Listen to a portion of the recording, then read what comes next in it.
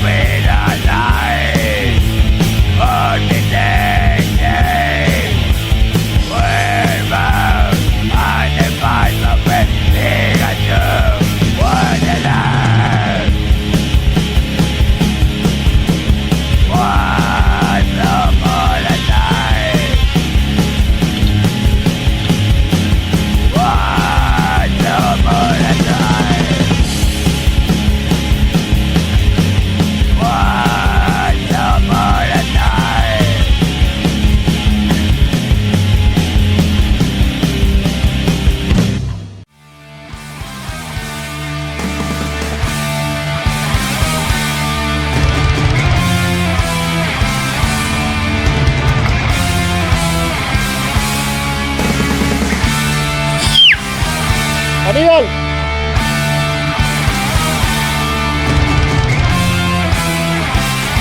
Ya voy.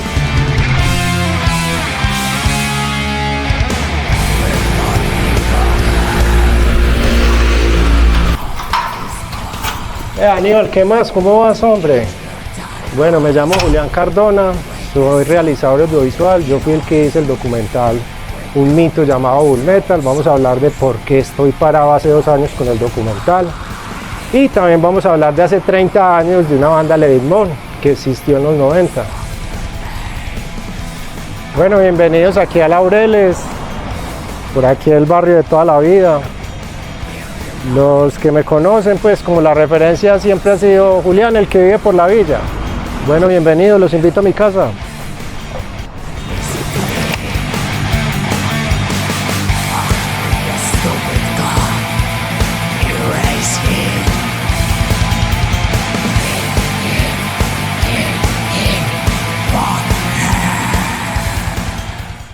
Bueno, aquí estamos en mi cuarto, aquí es donde me siento yo a editar. No soy muy duro pues en la edición, me gusta más el trabajo de campo, pero aquí fue donde empecé a hacer el documental de Bull Metal.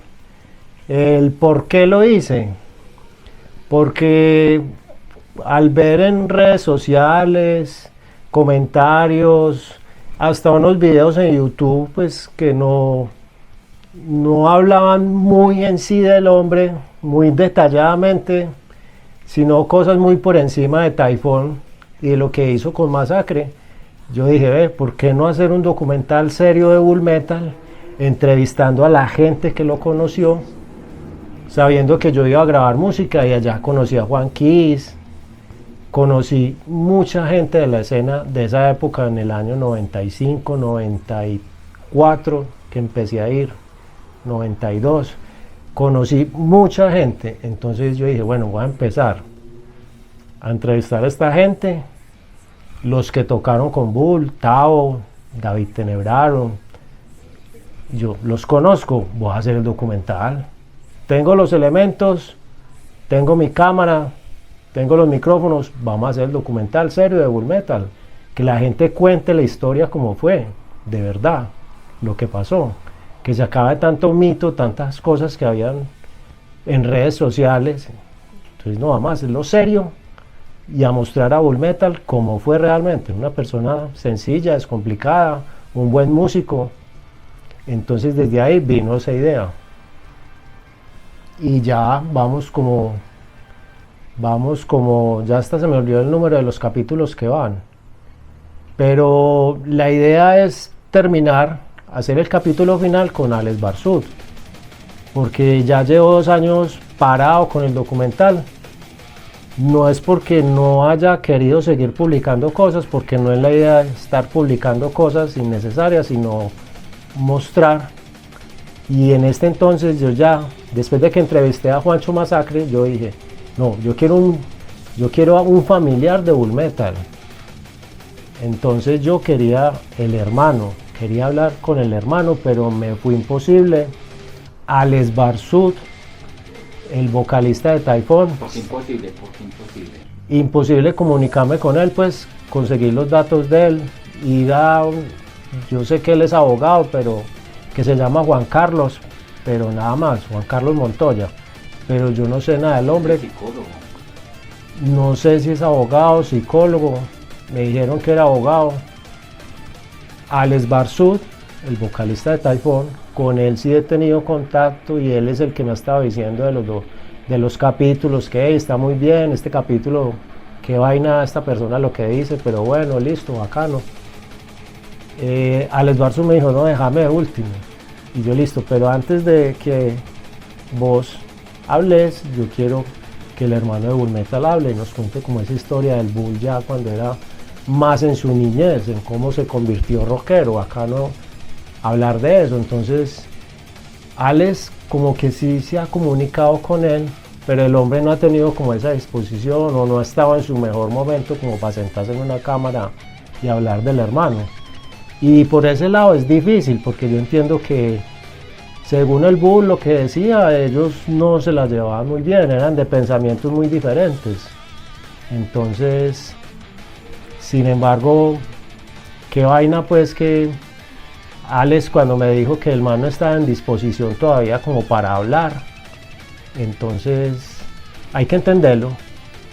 Entonces ya en este momento Alex me dijo, hacete unas preguntas, yo quiero que vos salgas, pero haciéndome las preguntas, y yo listo, no hay problema. Yo me grabo haciéndote las preguntas, te las mando, porque él en este momento está por allá en el estado de Massachusetts, bueno, no sé bien en qué estado está. Entonces él me la responde y esa va a ser la idea del capítulo final. Si de pronto el hermano del Bull quiere hablar y quiere que lo entreviste, porque él sí está acá en Medellín y está en una mejor disposición, haría una segunda parte ya pues como capítulo final ya con el hermano de Bull.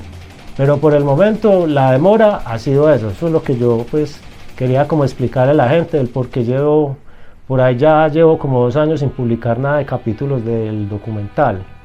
Entonces bacano Aníbal vos que me das este espacio aquí para poder explicar a la gente que está viendo el documental el por qué todo se paró.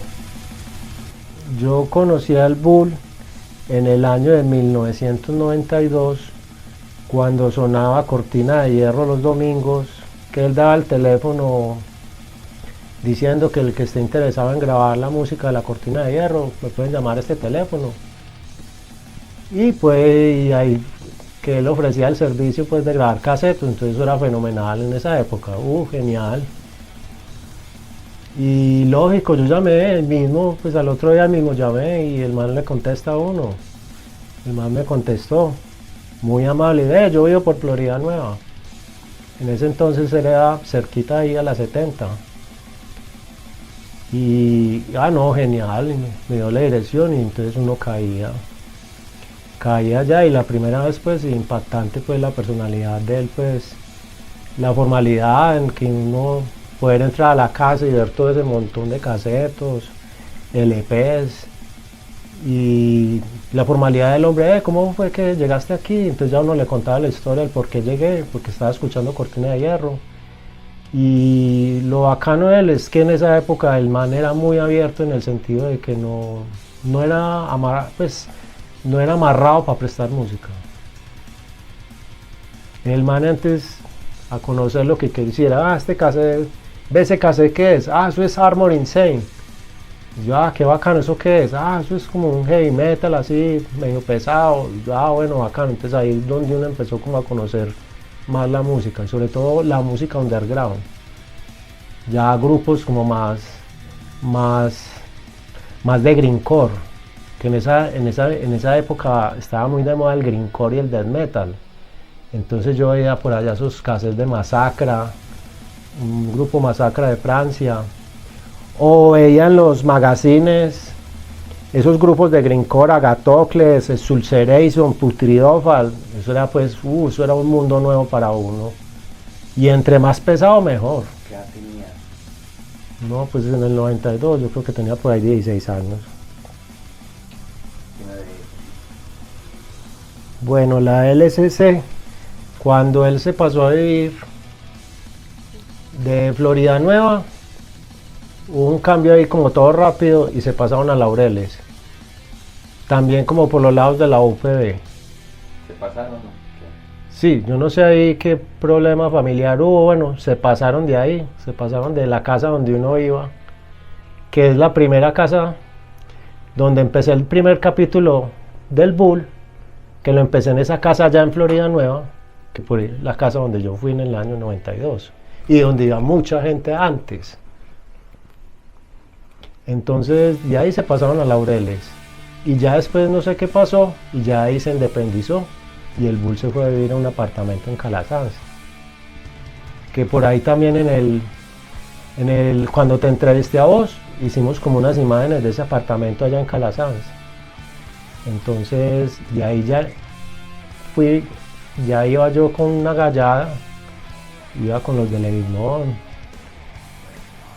y allá fue donde él empezó, no la LSC, fue la Order of the Evil, Order of the Evil Life,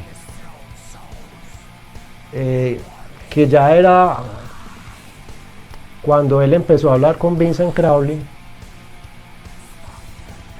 y le dieron forma a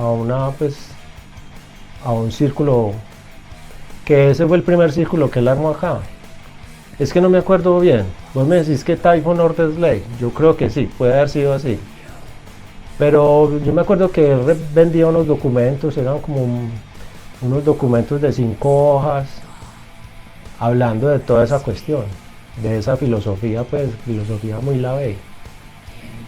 Entonces, bueno, cuando el Bull se fue a Calasanz, que empezó a vivir solo, yo me acuerdo que él ya tenía la idea planteada de hacer como una orden, que si no es que me acuerdo bien, Order of the Evil Life, o la otra gente le decía por los volantes Typhon Order Slave. Él empezó ya a vender esos documentos y ahí fue donde empezó pues como a hacer el círculo de Bull Metal, empezó ahí en Calasanz, ya con la estructura y las bases que le daba Vincent Crowley, el vocalista de Acheron. Ellos fueron muy amigos, perdón. Y de ahí vino toda esa filosofía de LaVey, Aleister Crowley. Ya el Bull empezó en serio con eso. En mi opinión, yo no estaba de acuerdo que eso se volviera así algo comercial. Pero en las ideas de Bull, él sí quería algo así a lo LaVey, así como LaVey lo muestra en sus videos que hay en YouTube, que la Church of Satan es un lugar público donde la gente va y se hace miembro y tienen un carnet, bueno, todas esas cosas. El Bull sí quería eso, pero en esa época, aquí en los 90, eso era muy delicado, sobre todo con la persecución que hubo contra los metaleros, pues que teníamos fama de satánicos, y todo por vestir de negro y tener camisas negras con símbolos raros, y entonces ya todos los metaleros en esa época eran satánicos. Bueno, ya de ahí que se pasó a San Juan, y si ya arrancó con la estructura de Lobos, que ya hacía algo muy sólido, eso era mucha gente. Ya de ahí, después de eso, el Bull se desconectó, no le volvió a abrir a nadie, entonces ya eso un misterio total. Todo el mundo llegaba, otros pues, como lo dice en el documental, Diego, que le puso una carta por debajo, a ver, el Bull, ¿qué pasó, hermano? ¿Usted qué? Entonces el Bull se desaparece. Y estamos hablando del año 96-97. Y en el 2001, o sea, ya había pasado mucho tiempo, ya todo el mundo decía, el Bull que se hizo, se desapareció. Otros decían que se mató, otros decían que se fue para Noruega. Bueno, así como es la gente aquí. Especulamos sin saber qué es la verdad de lo que pasó. Un día me encontré a Alex Barsud, me lo encontré por San Juan, en un gimnasio que había por ahí nuevo. Me lo encontré por ahí, él estaba de instructor, y yo, Alex, ¿qué más, hombre? Tiempo sin verte, hombre. Bacano, bacano volverlo a ver, bueno. Alex, ¿qué sabes del Bull? ¿Qué le pasó pues? No, aquí entrenó, él está en el Carmen de Viboral. ¿Cómo así? Yo sí decía, hermano. Yo sí pensaba que se había ido para Jardín, a vivir allá con la familia. Yo sí pensaba. Es que sí, no, allá está. Es que sabe que hágale, deme su teléfono, en estos días vamos a visitarlo. Y yo, listo, hágale, Alex, de una. Pues si hermano le choca, bacano ir a saludarlo. Y ese día nos fuimos, me fui con Alex y con otro amigo, Carlos Andrés. Carlos Andrés iba mucho allá donde Bull. Él era el que llevaba los tacos de BH, de la lucha libre de la WF. Él era conocido porque llevaba esos cassettes de VH allá donde Bull. Los domingos, entonces se parchaban allá a ver eso. Y llevaba videos de Snap. Yo no sé, se conseguían unos videos en esa época muy locos. Entonces, los domingos, y él iba allá. Y fui con esa persona y con Alex Barzud. Fuimos un día al Carmen de Viboral a saludarlo, a conocerlo, y ya estaba pues calvo, flaco, pues ya un Bull muy diferente al que uno conocía pues. Y el Bull super formal, contó pues que estaba pues dando clases de inglés, que por todos esos rollos él había tenido que desaparecer pues, porque sí, él se calentó con eso de los lobos, hicieron mucho proselitismo y eso pues levantó una investigación. Al Bull le hicieron una investigación judicial. En ese tiempo no sé si era el DAS, pero hubo infiltrados, hubo gente infiltrada que se hacía pasar por metaleros y estuvieron, si no estoy mal, creo que estuvieron ahí adentro, en Lobos, dando información. Fue algo muy delicado. En los 90 era muy delicada esa situación. El decir que hay una secta con ideología satanista, en esa época no, eso era como si hubieran encontrado una caleta de Pablo Escobar. Pongámoslo así el ejemplo, eso era un Bull. Entonces, volviendo al tema del Carmen de Viboral, cuando yo pues estaba hablando con él, yo vi allá un libro. Y cuando, este libro que es Bull, mira, una cartillita así como parecida, una cartilla así, ya me llamó mucho la atención, porque ahí decía Satanismo Luciferiano, escrito por Mauricio Bull Metal. Yo, ¿este libro qué? Mal muy fresco. No, es que este libro fue el que yo mandé a la Church of Satan para yo poderme hacer diácono. Para uno ser diácono había que hacer como un escrito de más de 20 hojas, según el conocimiento pues y según su investigación, lo que él investigaba del satanismo, redactó ese libro. Digamos lo que es más bien un manuscrito, el manuscrito del Bull.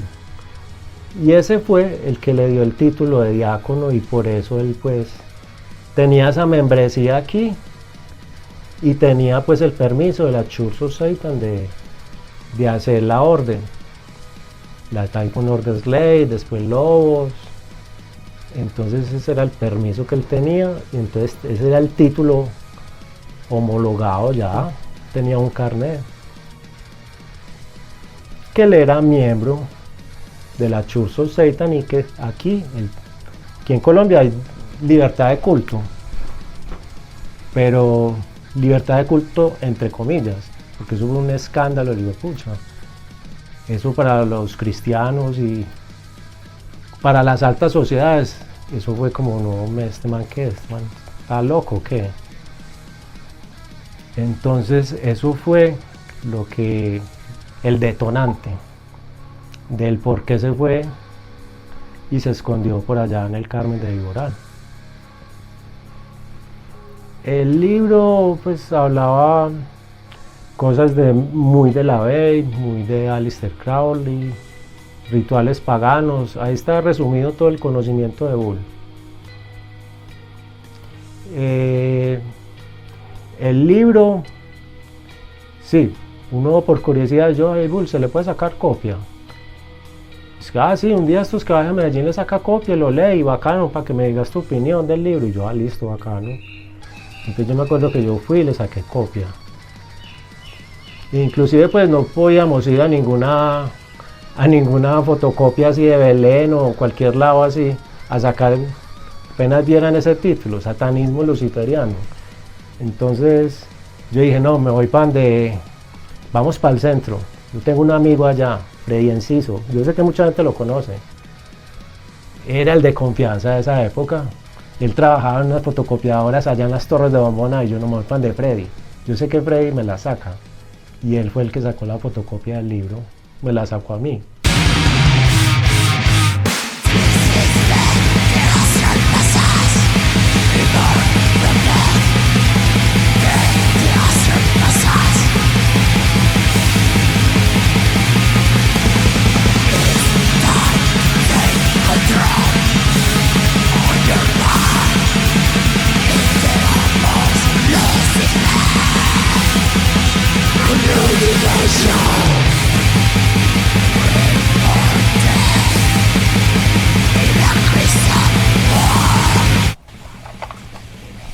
Bueno, por aquí Aníbal, volviendo al tema de Levit Mon, que se grabó un cassette en el año 95. Este cassette se grabó allá donde Bull nos dejó grabar allá en San Juan, porque el Bull grababa allá sus ensayos de Pagan Fears. Y él tenía una grabadora de periodista, nomás de bacana, entonces llevamos el cassette y nos prestó ahí la batería y la guitarra para ensayar. Y colocó por allá la grabadorcita y le dijo, Camilo, usted se tiene que sentar aquí a cantar allá. Entonces le tiene que cantar. Y la batería ya, él ya tenía en esa habitación, ya tenía como el orden de las cosas. La batería allá, la guitarra aquí, los baffles pues, los amplificadores, para que se escuchara todo. Y lógico, el man ya le tenía la acústica a eso. Entonces aprovechamos y grabamos esos 6 temas ahí. En este momento están en YouTube, en el año 95. Ya se ajustaron 30 años, pues yo digo por molestar, 30 años de hacer nada, pero es verdad. Bueno, Levit Mon surge aquí ensayando, como lo dije anteriormente, aquí hacíamos una batería con libros. Yo me ubicaba ya en la acústica, donde está el computador, ahí estaba yo en la acústica. Y Camilo pues cantando sin necesidad de micrófono ni nada, aquí nos ensayábamos. Aquí fue donde empezaron los ensayos, las primeras canciones. ¿Quiénes éramos? A Camilo lo conocí en un colegio. Y al baterista, cuando me cambié de colegio, lo conocí en el último colegio donde ya terminé el bachillerato. Entonces era gente que yo conocía del colegio, gente que me gustaba el metal. Y yo le dije, yo estoy en clases de guitarra clásica. Le dije al baterista Andrés. Y él me dijo, pues hermano, entonces que empiece a componer. Yo estoy tocando batería, hágale, empiece a componer. A ver qué sale. Entonces prácticamente la idea fue de él, de formar Levit Mon.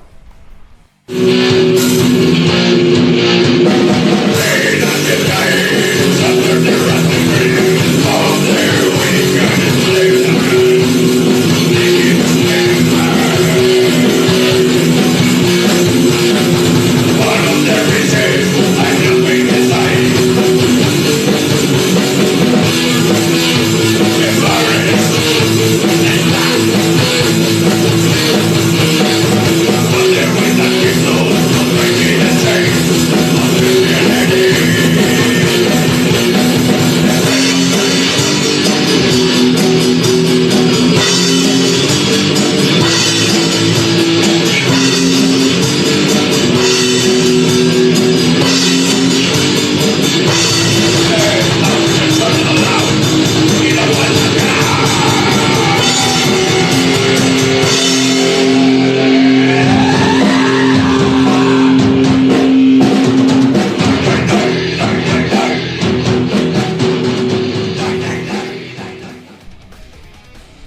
Listo, hablando de la formación, Camilo, el vocalista, que ya actualmente es el que tiene el bar, la House of Demons, que ya pues la gente ya conoce ese bar. Para que se den cuenta, él era el vocalista. Yo tocaba la guitarra, me descuidé, no volví a tocar, me dediqué al trabajo, me dediqué a hacer otras cosas y no volví a tocar guitarra, entonces la agrupación paró ahí. El baterista también empezó a trabajar en sus cosas, cada uno se desconectó. En el año 96 nos desconectamos ya, Levidmon se acabó. En el motivo ya de los 30 años de la banda, 3 años antes, yo le dije a Tao, Mysteries, ve Tao, ¿por qué no te sacas el tema 66 Elite, lo sacas en guitarra otra vez, por favor? Que me gustaría hacer un video de Levidmon. Pues con motivo a los 30 años que se cumplen este año. Y Tao pues muy formal dijo, no, de una, hagámosle, yo saco los temas, yo saco ese tema. Y se volvió a retomar pues la agrupación, con él otra vez en la guitarra, Camilo volvió a cantar, volvió a llamar a Andrés y nos volvimos a reunir a ensayar pues los temas. Ya en esta parte yo pues iba a empezar a darle al bajo. Ya pues por como ya se me había olvidado tocar las guitarras, pues los temas, entonces empezamos así. Y otro amigo que vive en Aliadas, Mauricio, también nos ayudó con otra guitarra. También él me estaba diciendo, hey, qué bueno ensayar, reunámonos para hacer algo. Y entonces en este momento hay gente en el proyecto otra vez. Entonces estaba Mister y me dijo, no, pero ¿por qué un tema? No, volvamos a sacar todos los temas, volvemos a repasar todo. Entonces yo, listo, Tao, hágale, interesante esa idea, dale. Entonces en este momento ya se han grabado 2 temas de Levidmon, del Rehearsal, desde Astral Passage y 66 Elite, ya se están grabando. Mejor dicho, se grabaron en el estudio del Chengo, que pues, todo el mundo lo conoce allá en Belén.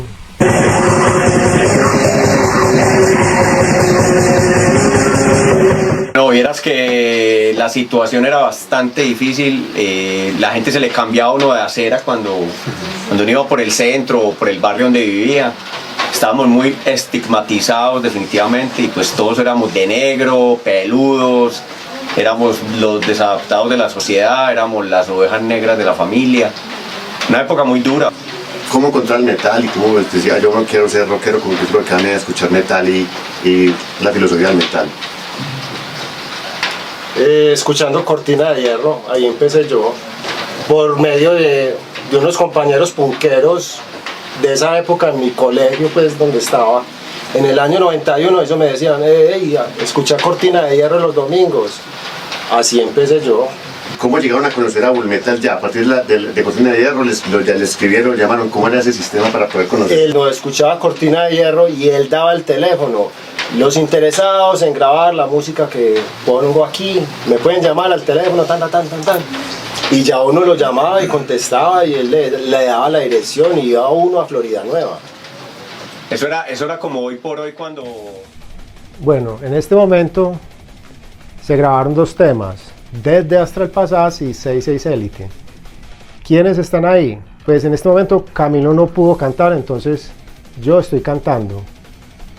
Yo hice las voces en estos 2 temas, hice las voces. Y Tao Mysteries en la guitarra. Hay una segunda guitarra que está Mauricio. ¿Mauricio de dónde viene? ¿Quién es? Mauricio es un compañero de la vieja guardia también, que vive ahí cerquita donde Tao, que siempre ha estado pues en los parches con nosotros. Andrés, el baterista original, y mi persona. Entonces lo que les digo es que Tao le tocó hacer los bajos también para la grabación.